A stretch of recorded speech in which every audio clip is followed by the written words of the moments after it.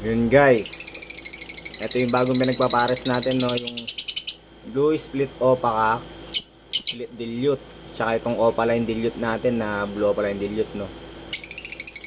Makikita nyo hindi sila nagtatabi, hindi sila nagpapares, kaya ipo-force pair natin sila, no, paliliguan natin. Tara. So ayan na sila guys, no, paliliguan lang natin sila ng tubig. Dapat yung basang basa. Yun, para madali sila magpares. Tapos bigyan natin sila ng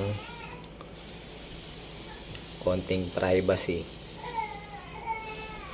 kahit mga 30 minutes lang. Tapos tignan natin mamaya kung magkakaroon ng ng magbabago, no. Dapat basang basa sila.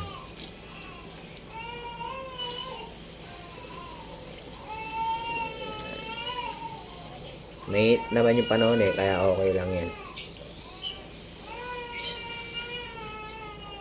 Yun, basang basa na sila.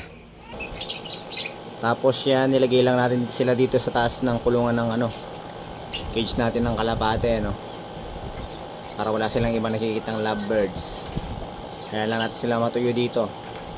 Tapos mamaya balikan natin, tingnan natin kung magpapares na sila, kung magbaband sila, no. Yun. So guys, yun, kung napapansin nyo, no, hindi pa rin nagdidikit yung dalawang natin, pinagpapares natin kahit pinaliguan na natin sila. Pero mamayang gabi titignan ko kung magkatabi silang matutulog, no. Kung magkatabi silang matutulog, siguro banded na sila. Pero hindi ko sila nakikita nagtatabi ngayon Sana mamaya yun, magban agad.